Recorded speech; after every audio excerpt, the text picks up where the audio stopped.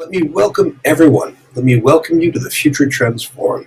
My name is Brian Alexander. I'm the forum's creator, your host, and the chief cat herder for the next hour. I'm very glad to see so many of you here today for a very, very important topic with a really exciting guest. So before we begin, let's take a look at some of the ways the forum works, where it comes from, who supports it, and what it's all about. So one thing you should know is that the forum is a discussion-based venue. What I'm doing right now, showing you a couple of slides, will only just take place for a couple of minutes. Most of this is about interaction between people's voices and their faces. In fact, this is a spin-off from a long-running research project, which is in many ways the opposite. The FTTE report, or the Future Trends in Technology and Education report, is a long-running effort to try and track major trends insofar as they shape education and technology. It comes out every month. It's available as a PDF. If you haven't seen it before, you can go to ftte.us and download some sample copies or sign up for your own. But that is all about research, tracking these major trends. What we do here in the forum is we talk about them with individual people. Now, the forum, as well as the FTTE report, are part of a broader project called the Future of Education Observatory. And that includes the forum and the report, as well as a blog, as well as a book club, even a bookstore, and some new projects coming up in just a little while. So if you haven't seen that, just go to futureofeducation.us and you can learn more. Now, before we talk more about how this all works, I want to thank the people who helped make it all possible. And so to begin with, I'd like to thank NYSERNet. This is a non-for-profit in New York State that helps that state's colleges, universities, museums, libraries, and clinics get on broadband internet and do great stuff together. They have a wonderful project. We're really grateful to them for their support. We're also grateful to Shindig, because as you can tell, Shindig makes available the technology we're using right now. So on that note, let me just explain how this works and what all the options are. First of all, where I am right now, and where the slide is just for a minute, is called the stage. It's called that because everybody here, all 61 plus of you, can see and hear everything that goes on up here. This is where our guest will be in just a minute. And this is where you can be if you like, if your camera is working and you feel like joining us. I'll show you how to do that in a second. Now below us, you take a look around and you'll see dozens of people around you, each represented by an individual icon.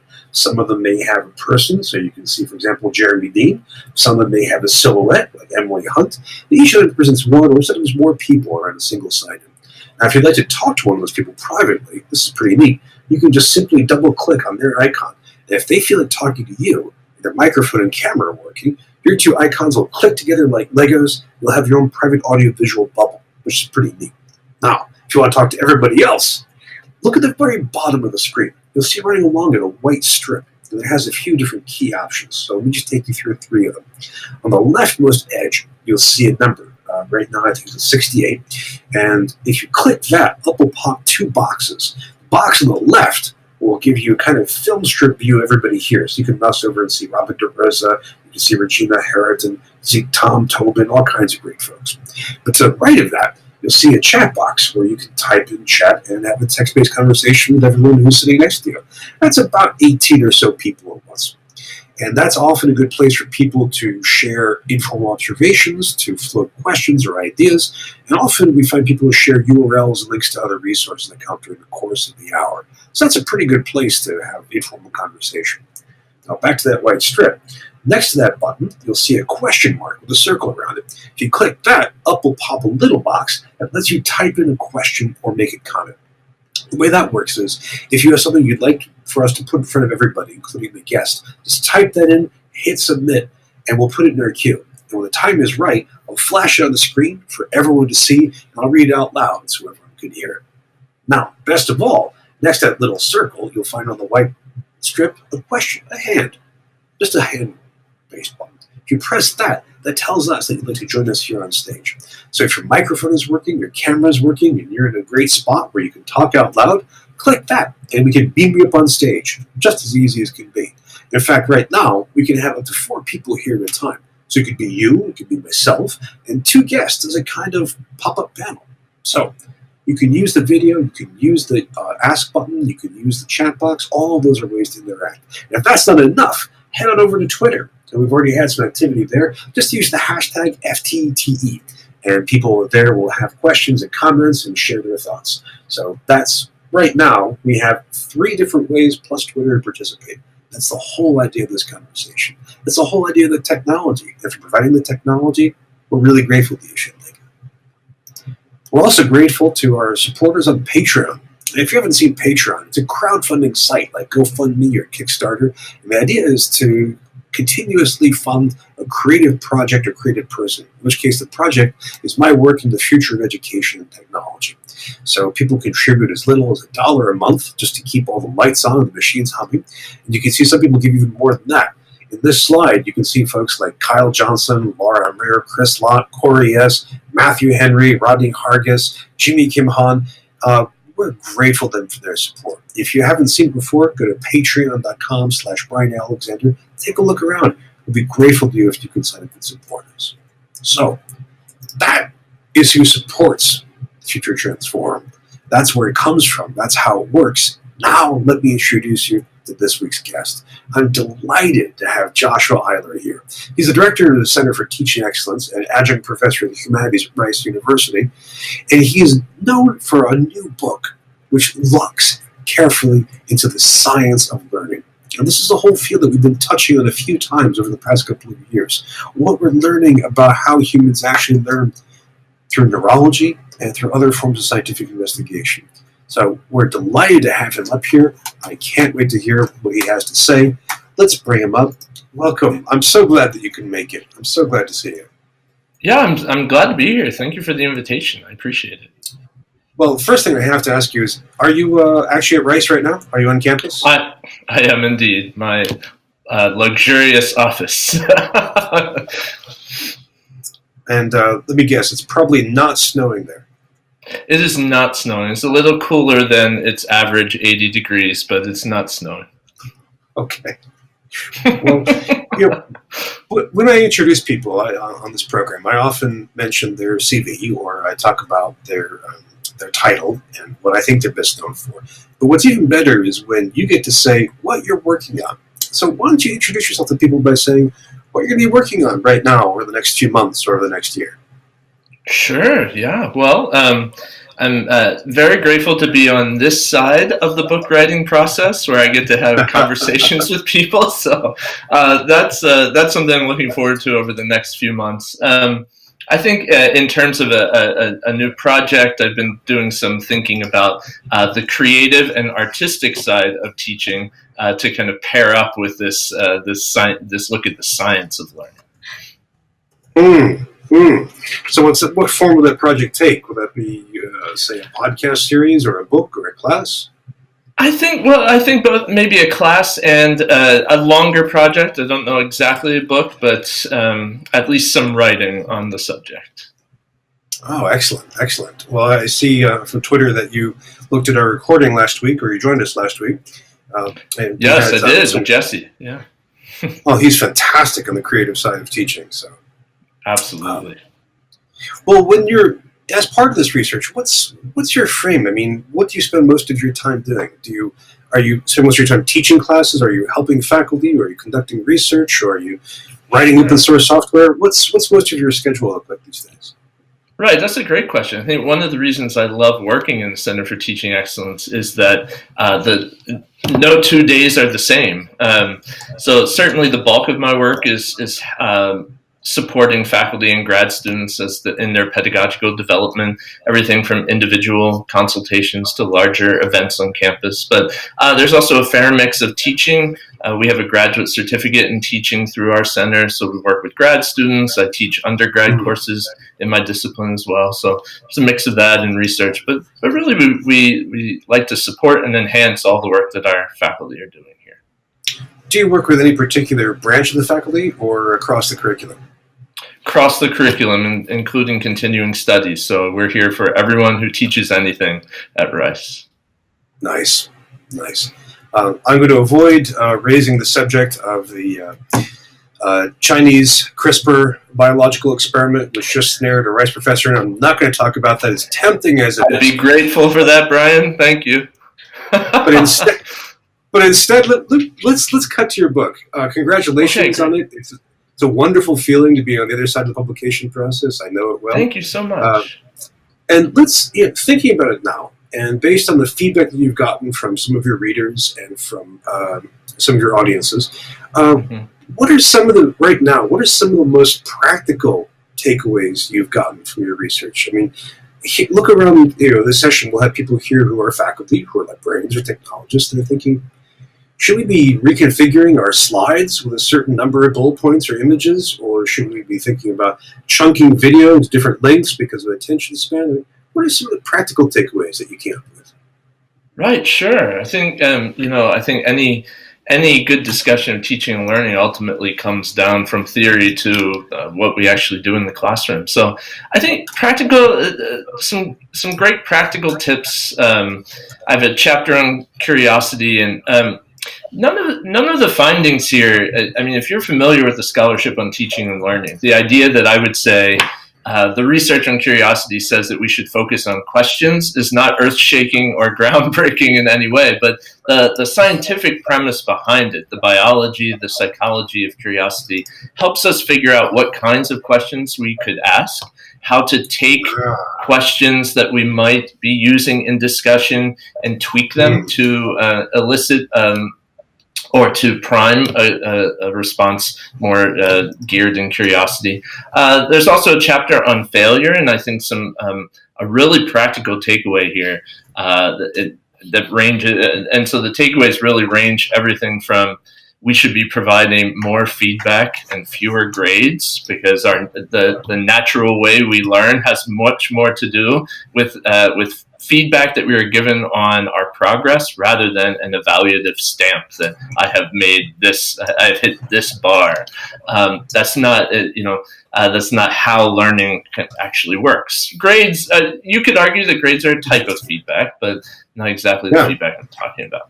And so building in more room for students to take intellectual risks, to actually model a learning process that looks very similar to what we do as researchers and scholars. So and I think that's a takeaway that you can utilize in any format, face-to-face, hybrid, fully online. The notion that we can build in opportunities in our courses for students to make mistakes, to make errors, to not be penalized for them, but to actually learn from them, I think is a key thing that we can be thinking about with our teaching.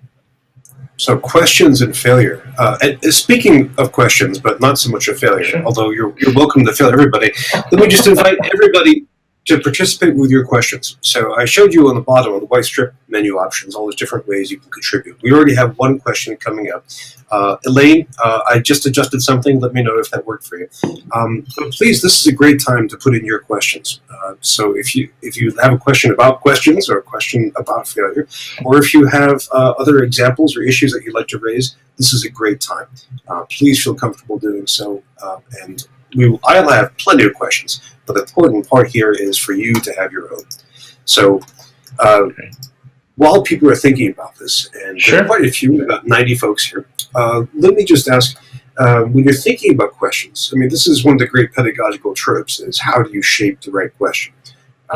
In grad school, I had one professor who was a brilliant prof, but had an almost scientific ability to ask the wrong question. And I appreciate that deeply, and it's always formed me as a teacher how not to do things. Right. What are some of the things you've learned about the kinds of questions that people should ask? Right. Well, again, I think this is familiar for a lot of people, but one thing is to turn it completely around and to have students generate questions that are driven by their own curiosity and to help and to build those into the discussion or the work for the course. But if we're thinking, and I actually believe that one of the real purposes of college is to help students develop the skills to ask the right question as opposed to the wrong question.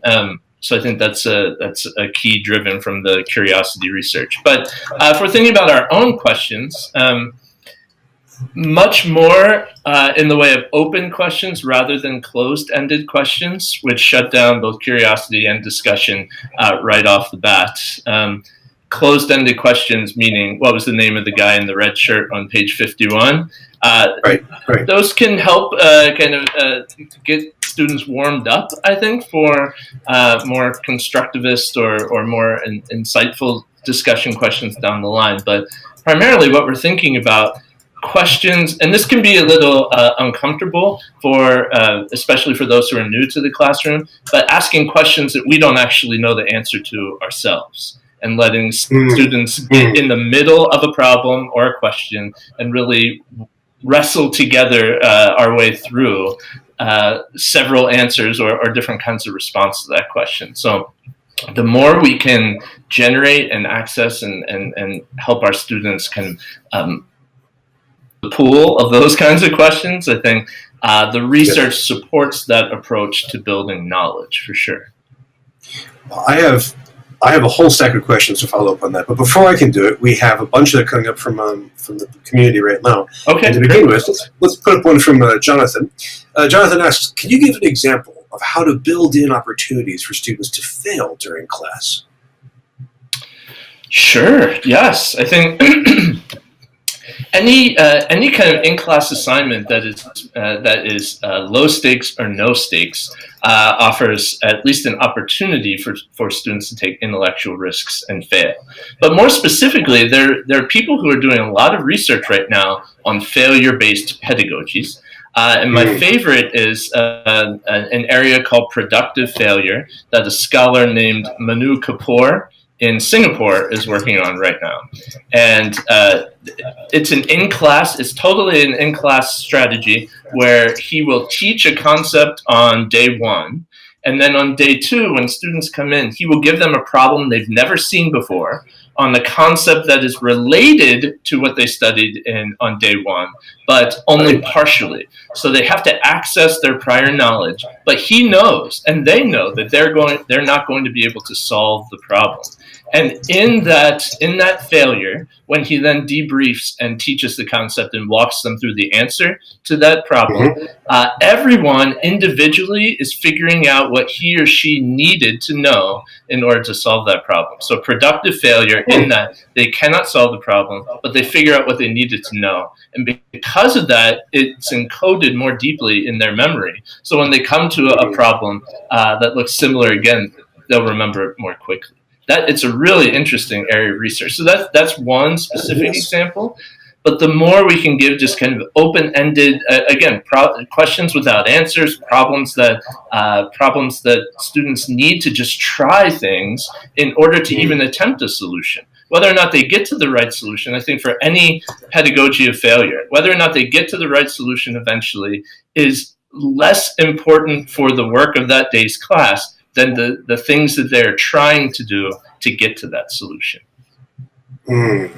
What a great example. Jonathan, that's a terrific question.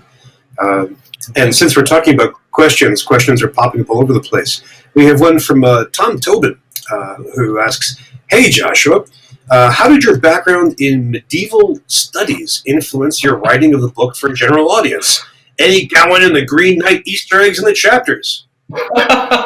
There is an Easter egg in the epilogue to T.H. White's Once and Future King. So, and then another Tolkien reference as well. Yeah. Thank you, Tom. Tom, I know from Twitter. We've never actually met in person, but this is a question that I get a lot, actually. How does someone in the humanities write a book about the science of learning? And I will say that I think my background in medieval studies and teaching literature was useful for writing an approachable book. But more so than that training was just simply my engagement with social media and blogging that helped me develop a voice in terms of writing a book that would be accessible to an audience beyond the group of medievalists I was more used to speaking to. But to be able to write, I think, in a way that seemed productive about science took me quite a long time. It took me 5 years from start to finish to write this book. And a lot of it had to do with training myself to be able to read the research and to make claims about that research that scientists themselves would acknowledge as being credible. They didn't have to agree with me. I wasn't really worried about the agreement, but I felt very strongly that that scientists from all these different disciplines, and indeed colleagues from any discipline other than my own, would find what I was saying about the science to be credible. So that took a lot of preparation in terms of training myself, but I also have great colleagues here at Rice who were willing to entertain any question that I had about some of these papers. And so I'm really grateful for the help that came from all corners of academia with this book. That's a great story. And we're not going to do any severed heads jokes about this yet necessarily. That's a Cowboy and the Green Knight reference. Yeah. Very good. I like it. Thank you, Tom. That's a great answer. How your face-to-face colleagues in your university really helped, as well as the use of social media. It did, yes. You've triggered an avalanche of questions. We had another one just came up from Mark Kindred, who says, "Hi, my field is multimedia development, various media learning objects that fit to a small portion of a course to convey learning concepts. Are there examples of really successful use of multimedia?" Wow, a breathtaking question, Mark. Wow. Are there examples of... Well, yeah, sure. I mean, as I think about that question, I'm take a side road really quickly, but I'll come back, I promise. My own approach to the questions that come up about technology and learning and teaching is probably not unfamiliar to many, but to establish the goals that I have for my students before I decide how I'm going to use teaching strategies to help them meet those goals. And so my use of technology would come from that decision-making process. Really great examples of multimedia. I think, Brian mentioned earlier the attention span. This dominates the discussion, I think, in large corners of teaching. How do we hold students' attention? What do we do when students are distracted? But when I think of how that research would apply to multimedia, short snippets, engaging uses of video and other visual components, particularly engaging the emotions. You can convey and you can help people learn something in 10 seconds, really. I mean, that's an arbitrary number, but in a very short amount of time. By engaging their emotions and making it relevant to them, then you can, over a much longer period of time, trying to nail every specific detail. Focus on the story, focus on the emotion. And so I think about some of the best multimedia that I've seen that can do those sorts of things. I'm convinced that a lot of the research applies in that area as well. Well, that's a great question, and Mark, it's a very daring question. You just opened your entire professional identity up for scrutiny, and I'm always glad to hear an answer about story. And friends, we have more questions cropping up, and let me just remind you, if you'd like to join us up here on stage, just click the raised hand button. In fact, here, let me do this just to make it even more fun. You should see on the screen now a kind of teal-colored box that says Join Podium. So if your camera is on, just click that and up you'll go. We have a question from Valerie Bach, my old friend, and let me bring her question up. How do you build a classroom culture in which the social costs of failing publicly are low? Yes, that's an amazing question, and a really important question, because if you just suddenly walk into a classroom and say, "Hey, everybody, we're going to do a lot of failing today," you're likely to have a mini revolt on your hands. It's not something that's very comfortable or very typical for students. So how do we do that? First of all, we have to cultivate an environment where failure is not only a natural part of learning, but it's accepted that this is what's going to happen. And my earpiece just fell off. Some of the way we can do that is to talk about our own learning process, our own struggles with topics. I talk about my struggles with calculus and mathematics all the time as a way to set the stage, not to increase math anxiety, but to talk about the fact that we are all learners and we have all struggled, we've all had obstacles along the way. Also, there's some really interesting research. It's done mainly at the K-12 level, but some people are experimenting in higher education with talking about when we talk about well-known figures in our disciplines or in the intellectual world writ large, not just talking about their successes, but focusing more on the failures that eventually led to those successes. So a lot of research looked at the way we talk about well-known scientists like Einstein, and we jump right to without all of the many difficulties and struggles along the way. And if we flip that script, students, it helps to create an environment where as you said, the social cost of failure is a lot lower. We can the final thing I'll say about this though is we can do all that talking about ourselves, talking about others that we want. And by the way, talking about the failures of others and the struggles of others is a one way to also minimize the possibility of stereotype threats and all sorts of other problems that might pop up in the classroom. But the only way that kind of setup will work is if you actually have created courses and assignments that also communicate to them that they can take those risks. And so if you are preaching the message of failure, but they're working on an assignment where 20% of their grade, there's still going to be social costs because they'll be competing with each other. I can do better than you. And so somehow we have to address that in the structure, the setup of the assignments as well. Which may mean, if we go back to your earlier point, more feedback and fewer grades? Yes, definitely. I say that so often now it's become just second nature. You need a macro that just does that. That's right. Well, let me, that's a great answer to a really terrific question. Thank you, Val. Good question. Now, we have a question coming from George Station. So, George, let's see. George, is your mic on? Hey! Okay, how's that? Is that better? That's perfect. Great to see you. Okay, great. Thanks for bringing me up here. So I'm going to ask actually my second question first because it has to do with that conversation about failure. Okay. And so I'm wondering if you've addressed at Rice or from the research the different impacts that that failure culture, that it's okay to fail, has with different racial groups, ethnicities, gender differences, and so on. Yes, definitely. I think that's one of the most important questions that we have to attend to when we talk about utilizing failure or mistakes or errors in our teaching.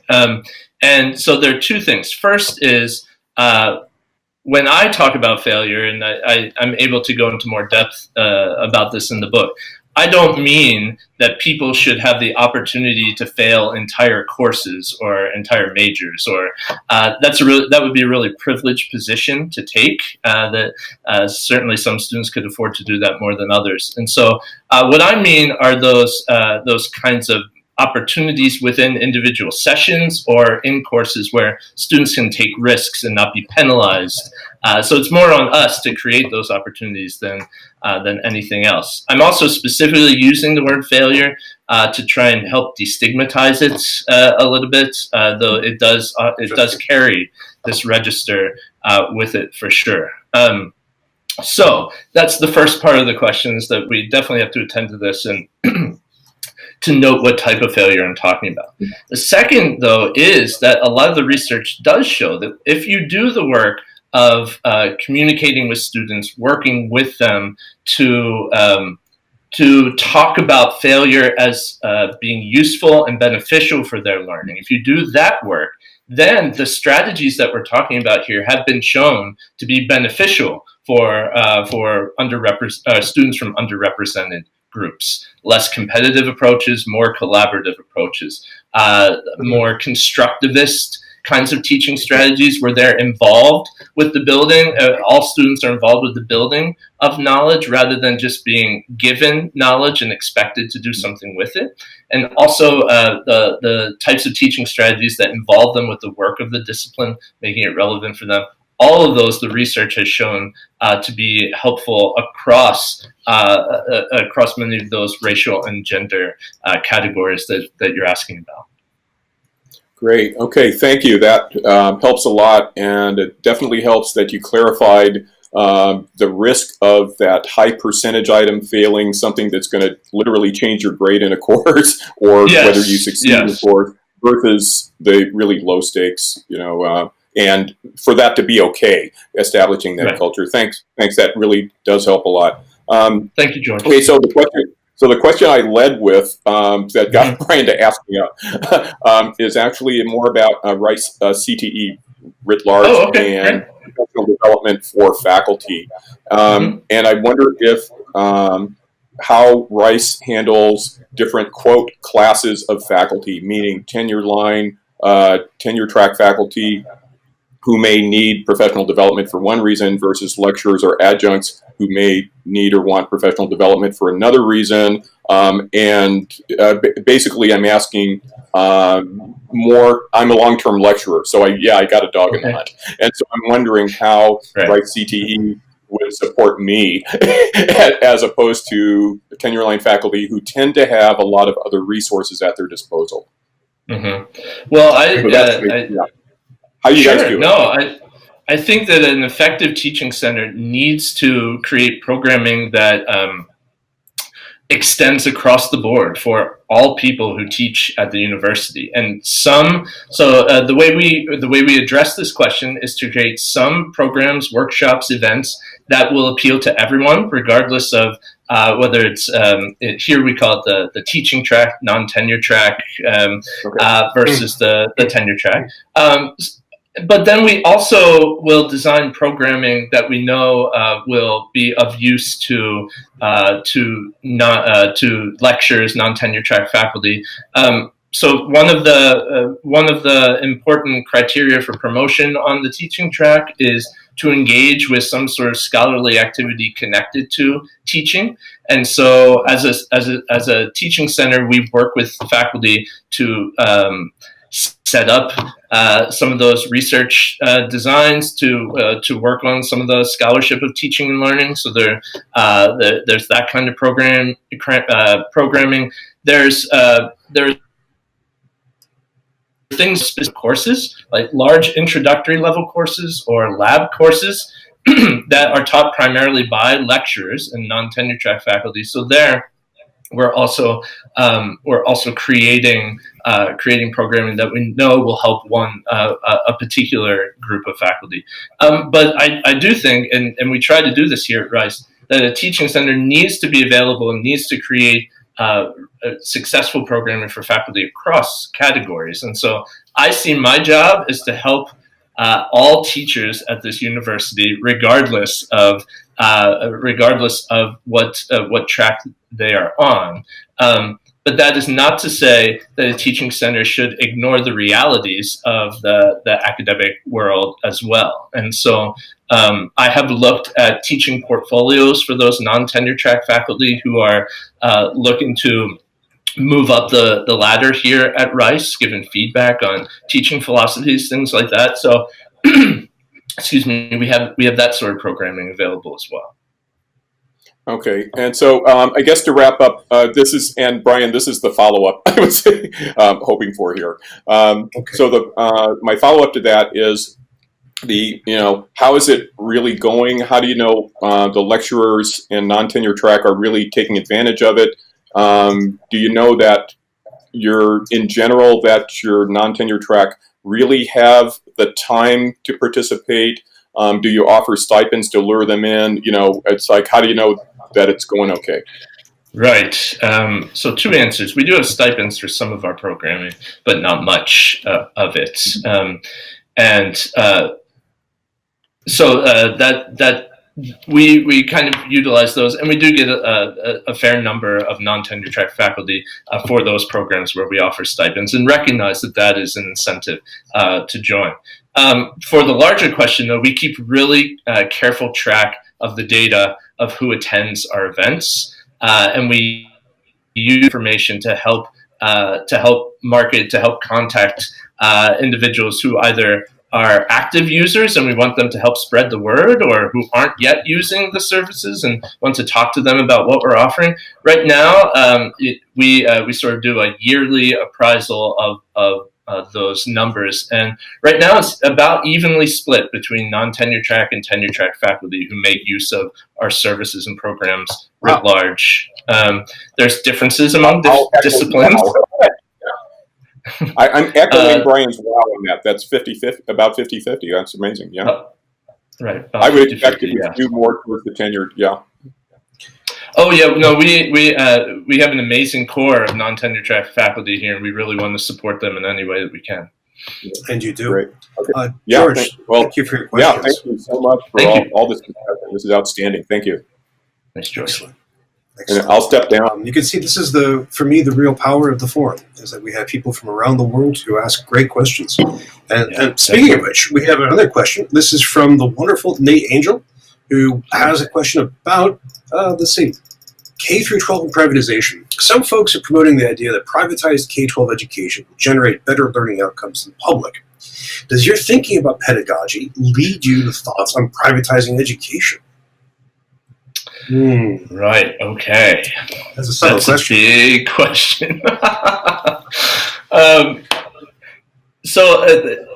You correct me if I'm wrong, Nate, but I'm assuming that by privatizing here, you mean directing private funding sources into creating academies, charter schools, things like that. So, in other words, institutions that do not get public funding in order to be supported, at least not much. So based on that, I would say that my research and my thinking about pedagogy does lead me to have opinions about this. And ultimately, it comes down to what is the value for the student, first of all, and what is the value for the way we for the contribution that education can make to our larger society, second of all, right? And so any educational institution that does not have student learning and student needs at the center of their mission needs to take a hard look at what they're doing. And so if a privatized K-12 institution is thinking about student learning very carefully, but at the same time is also interested in revenue generation. This is not just privatized. This is something a lot of people think about. What is the balance between generating revenue and making money and keeping afloat and thinking about student learning? I will always err to the side of thinking about student learning, understanding the financial realities. Ultimately, the success of that institution is going to be based on how much attention they give to help students succeed. So in that sense, my view of pedagogy really does come into play. On the other hand, the value of education writ large in our society, is it better to have allocate public funding equitably to improve schools more evenly, or allocate private money and smaller amounts of public funding?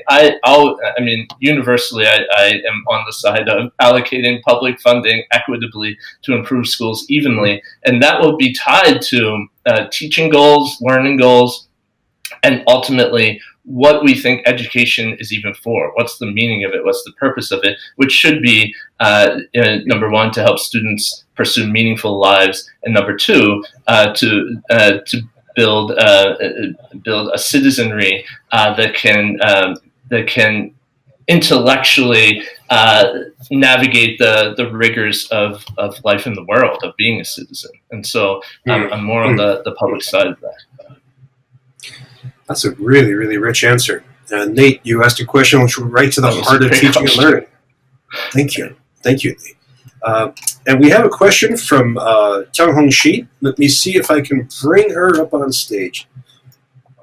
Let's see. And this is a question about emotion and learning. Going back to something you said a few minutes ago. Hi, I'm an instructional designer at Oregon State University. I have very limited experience using emotion in my course design. So like the only 2 or 3 things I know would be like make students feel welcomed during their first week, and allow them to introduce themselves, and then respond to them, each student, the instructor interacted with them. And another one is instructor providing feedback when the students submit graded work, and students rate that very highly important regarding their satisfaction about learning experience. Mhm. And once I attended a workshop about a previous preschool instructor turned college professor. She used mood meter in her preschool classroom to ask the kids how they are feeling that day before they start the learning. But I just confused, like, how do we apply that in our online teaching? I would think you could easily find ways to do that in classroom teaching. And I'm also curious. I haven't read your book. I ordered the book through the library, so I'll be waiting to receive the book and read it. But I'm curious, like, through your research, through your interviewing of teachers, what's your finding about applying emotion in teaching? That's a really great question, and emotion is kind of a tricky category for higher ed. When we start to talk about it, people tend to get a little squirrely and wait a minute, I'm a subject matter expert. I do this. I'm here to deliver content, not worry about emotion so much. But really, it's a huge category, and it could be very small things that engage students emotionally, that prime them. Cognition, what the research really shows is that those two work hand in hand. And when everything is going smoothly, emotion primes our thinking. So it can be really small things, like you said first, making them feel welcome, sending them signals, letting them know that we actually care about who they are as learners, that we want them to succeed. I mean, those are things that the best teachers are doing anyway, and those really do engage students at an emotional level. Another thing we could do that I think is valuable regardless of format, face-to-face, online, hybrid, is to find the emotional center of the material that we're teaching. And so regardless of our discipline, we can think about ways to find the emotional heart of the material. And so I was talking earlier today, and I mentioned this a little bit in the book, but you could think about a biology class, two biology classes, one that was teaching about cancer solely at the cellular level, metastasis and all the technical elements. Or you could think about another class that was teaching the same sorts of things, but was also showing videos of survivors. Priming that emotion allows students to not only absorb the material and develop the understanding more centrally at that moment, but then to remember later on. The emotion helps encode it in the memory. So, oh wow, metastasis! I remember seeing that video of the cancer survivor, and then it triggers the conceptual memory for them as well. And so, finding the emotional heart of the material. Simply, and this is one that I talk about all the time, that I think is also pretty simple, simply showing enthusiasm and joy for the act of teaching and for what we're teaching. That this is a lot of fun. We all got into this because we really enjoyed our subject matter. Here's what I love about it. When I teach a piece of literature that I absolutely love, I'm not really shy about saying why and showing my enthusiasm. And I think there's a way that we can tap into that at a base level helps to kind of trigger students' emotional response to the material as well. So those are some easy ways. There are more theoretical, more complex ways too, but those are some kind of baseline things I think we could do. Okay, thank you. Great question. Thank you, and great answer. That really, really takes us through. Friends, we have more questions piled up, so I've got a few more that I want to bring up. And again, if you'd like to join us on stage, just click the raised hand button, and you can see how easy that is to do. So this is a question from Ed Gray, EdTech consultant, faculty member, who says, what sort of faculty development or teaching learning discussion opportunities have worked well at Rice to engage busy research faculty into innovative teaching and learning activities? Yes.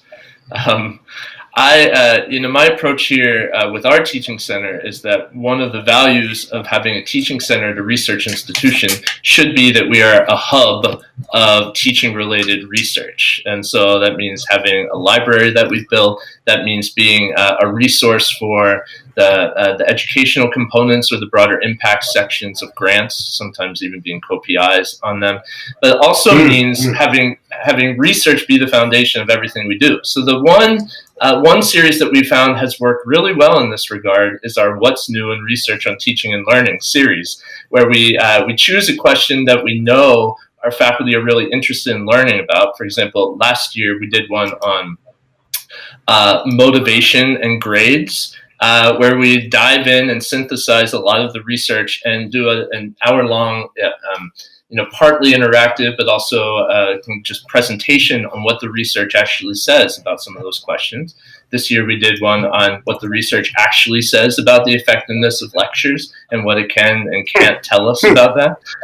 And so we try to utilize, we build on the research affinity of our faculty and ourselves, quite frankly, and draw on that to develop research-informed and sometimes simply research programming that is devoted solely to talking about the research and how we can utilize that in our classrooms.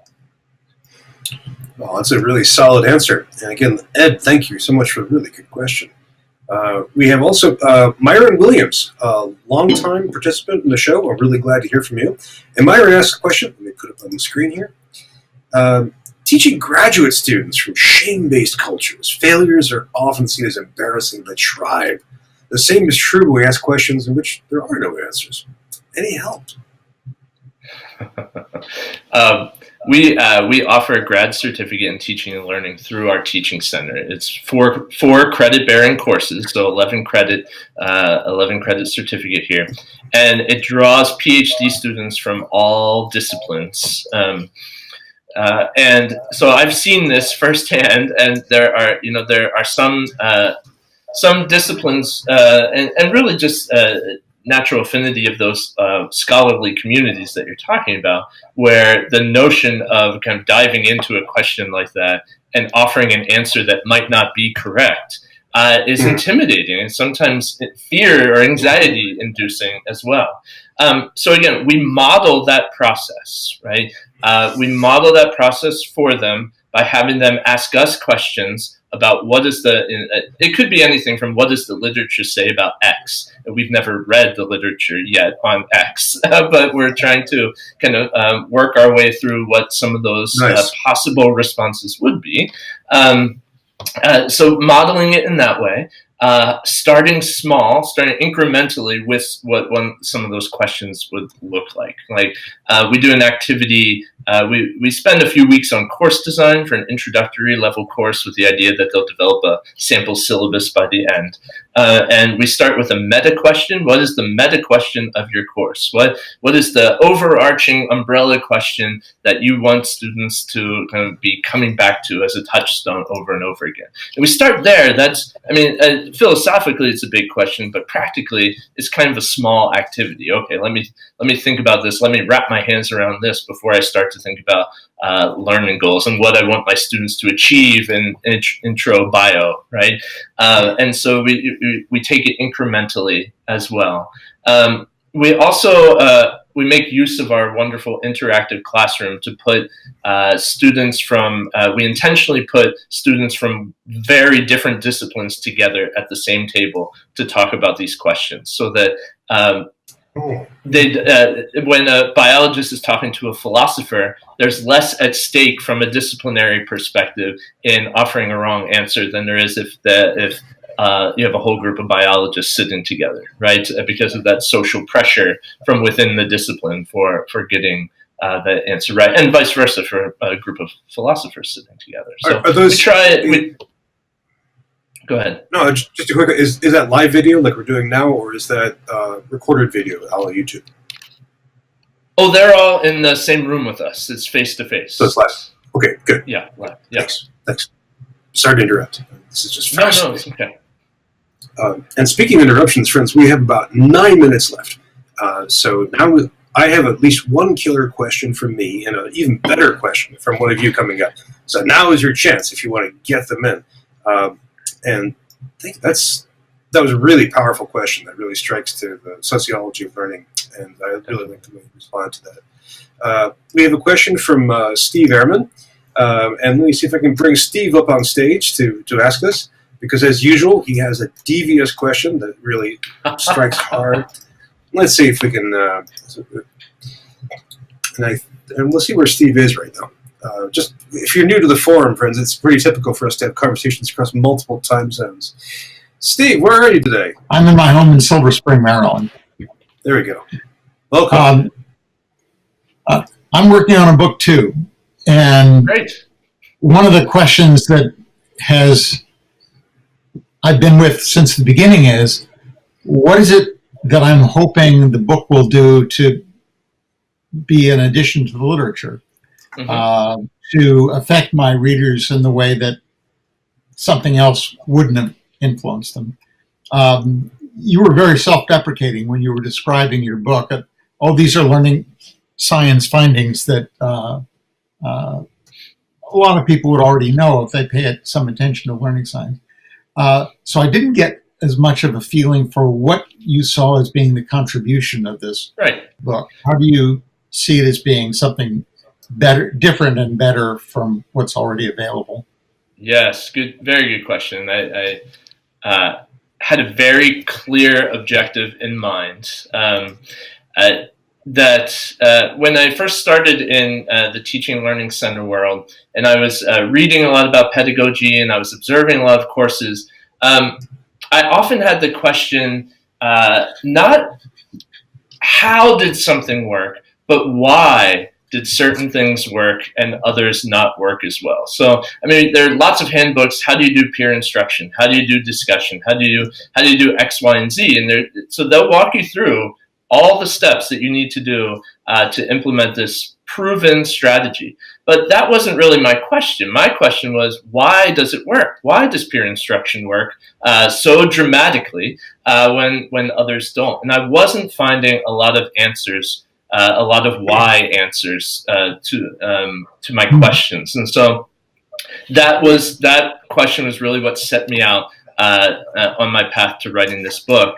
And I took as my starting point that if I was going to figure out or going to make an attempt to answer that why question, I needed to know a lot more about how human beings have always learned if I'm going to figure out why asking certain kinds of questions works better than asking other kinds of questions. And so it was really the pursuit of why as opposed to how, so that I could help myself and others that I was working with make informed choices about the teaching strategies that they wanted to use.